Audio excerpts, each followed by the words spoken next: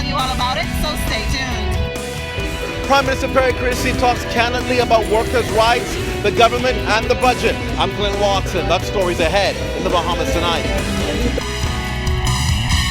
Now in HD.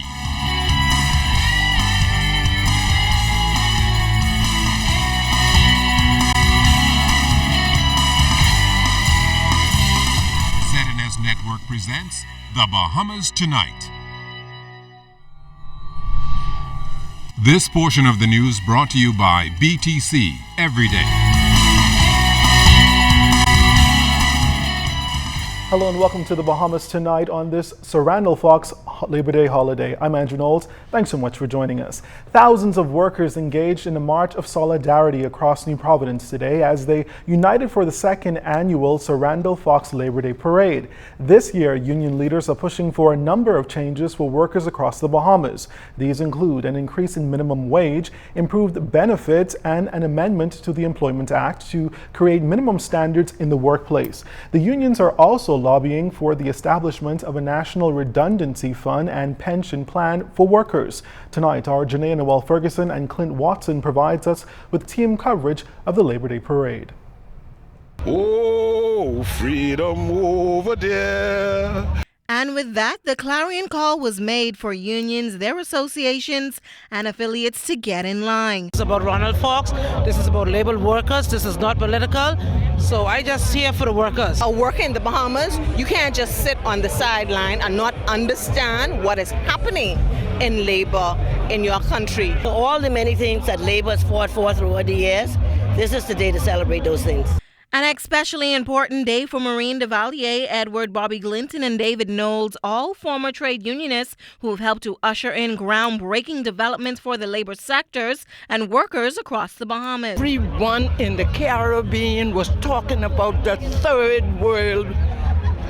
And when they look at us, they say, oh no, we got to change that name. The Bahamas. It's not third world, it's all the world. The fight is more important now than ever. We are still trying to recoup from an economic depression, and businesses all over downsizing.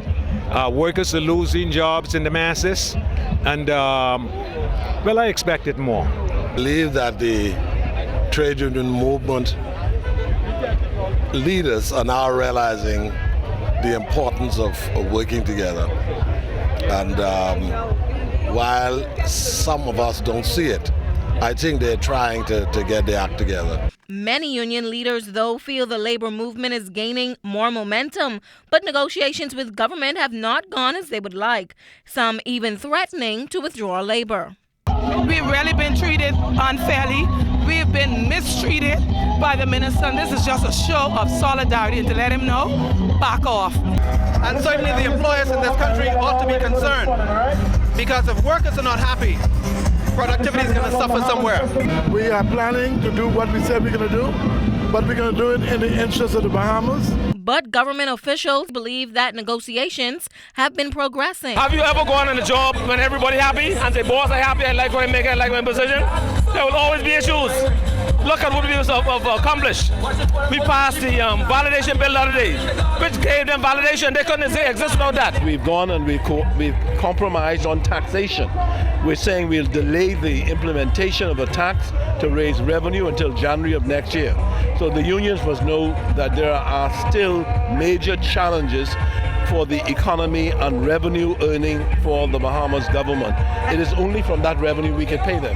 Union leaders say that while they're pleased with the day's turnout, that's not enough. They plan to continue their discussions with the government and keep the labor movement strong to improve conditions for Bahamians everywhere. I'll now turn it over to our Clint Watson.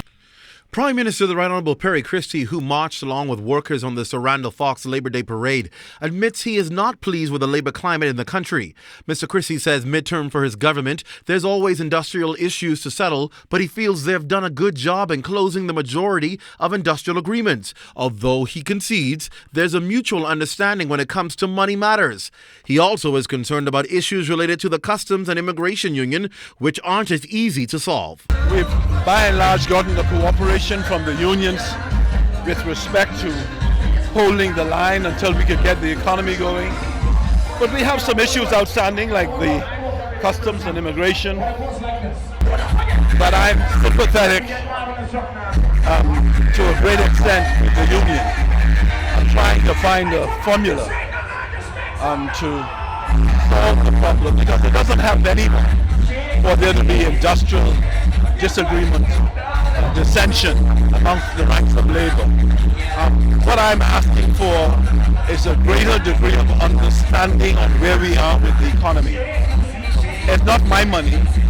It's not the customs people, immigration people money, it's the people's money. Workers throughout the country, particularly in the public service, who have been told there will be no general salary increases, are concerned with the introduction of value-added tax and increases in other taxes. The cost of living will rise, making it more difficult to make ends meet. Prime Minister Christie acknowledged that it's a real issue. The government has been almost obliged to delay the implementation of a tax that is calculated to raise money. The government risked the international rating agencies, Standard & Poor's and the rest of them, the International Monetary Fund, reviewing to see if we did the right thing. And if we didn't do the right thing, then they could downgrade us. And that has major implications and will set the demands of workers back even further. Mr. Christie also pointed out that it's critically important for the government to balance demands from unions and general workers, particularly those at the lower end of the scale. And as unions ask for more and more money, the people at the bottom level who make minimum wage, they're being far outpaced by the demands of other workers in terms of needing the same thing to live on, but falling further and further behind. So we have to be mindful of that too. The nation's leader sums it up to his government doing the most effective job that it can, given the circumstances. We have some issues that are continuing with us that we're grappling with. The Minister of Labour knows my position on some of those issues. I think if we are able to implement what I'm thinking should be the position, I think we will be all right. Prime Minister Christie says regardless of what people say or their views, at the end of the day, his government stands with the people. And in a matter of time, they'll see the benefits of the people supporting their efforts. Clint Watson, ZNS Network News. National Congress of Trade Unions President John Pinder says he's encouraged by Labor Minister the Honourable Shane Gibson's comments this morning that government intends to pressure the private sector to increase the minimum wage. ZNS News caught up with Pinder at the Labor Day rally at Arawak, where he noted that the union is also in negotiations with government to have minimum wage increased in the public service, as the workers today continue to fight for the same issues that launched the labor movement in 1956. Today we're here celebrating the second annual Randolph Fox Labor Day. When we look back at the issues from in 56 right up to now, we realize that very little has changed. And so the fight continues for better working conditions for workers in our country, that they can get better salaries for their labor, and that they can get benefits, good retirement packages and pensions even after they would have moved off the scene and have shown dedication to the various organizations and to our government, those who work in the public service. Pinder also commented on the recent budget communication and the government's intention to introduce a value-added tax at 7.5% in January of 2015. He says, as the country is still in the throes of a financial crisis, the union continues to call on the government to make use of the country's natural resources, such as salt, aragonite, and oil, as a revenue stream. Pinder says, with the collaboration of workers and government, the country can continue to grow. I was pleased to hear the Prime Minister in his budget communication alluded to the fact that there is some attention being given to those natural resources. And we hope that we can hold his feet to the fire, that in short order, those things will be explored. And we believe that together we can work with our government and employer to cause workers to be better defended in their rights, to not be infringed upon. And at the end of the day, they can all retire with dignity. During the parade today, BCPLU President Bernard Evans agreed with comments that a former government calculated a deal ensuring that BTC had a monopoly on telecommunications services, which he believes was not in the best interest of Bahamians. Evans says he's now pleased with progress being made and the appointment as head on the Telecommunications Committee as the industry prepares for competition. But it's been long anticipated, and so I know it's confusing right now, all right, but next week we expect to hear some news, and so we expect to meet Mr. Bentley as early as next week. We are confident in the person that has been selected for the committee, and based on what they've been telling us, they have the workers' best interests at heart, and so I believe one of the prerequisites that we always wanted was that whoever the license be given to, but number one, we have two issues. They'll be Bahamianized, that's number one. I was glad to hear the Prime Minister said that a significant portion of whoever's issued the license will have Bahamian ownership in that, and so that's one. And the other thing is, we hope that they will allow union participation. Members of Citizens for a Better Bahamas also participating in the Labor Day parade. And while the government has decreased the proposed 15% VAT rate to 7.5%, the group believes VAT should be taken off the table. The Employers Confederation and Chamber of Commerce also presented a report which noted that VAT was the better option for this country. Group Representative Duran Thompson says some critical elements must come into play first before the introduction of any taxes. We are in disagreement with any more taxes at all. We see careless spending, wastage of public funds. So what we want right now is we need a freedom of information. We need an office of ombudsman. We need accountability and transparency before any more talks of taxes. As labor leaders forged a united front today, they will join activists, environmentalists, and even some politicians next week for a mass demonstration in Rawson Square to agitate for the prompt implementation of the Freedom of Information Act. The mass demonstration, being organized by the Save the Bays organization, is scheduled for Wednesday.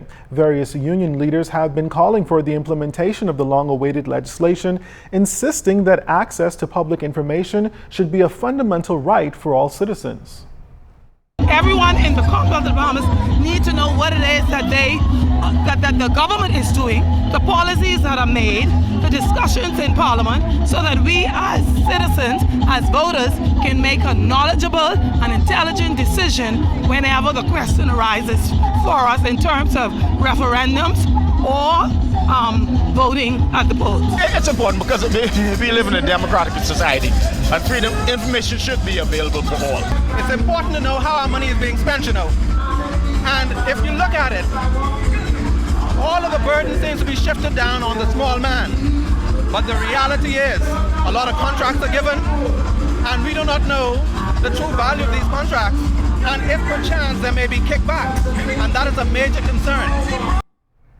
Now, the union leaders say they intend to support next week's demonstration as there is strength in numbers. It's been 2 years now since the Freedom of Information Bill was brought to Parliament. However, it was never enacted. When asked today about the legislation, Deputy Prime Minister, the Honourable Philip Davis, would only say this much.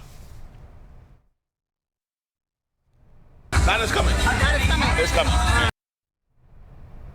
Well, still ahead for us tonight, the newest housing subdivision opens and families get prepared to move in. You're watching The Bahamas Tonight.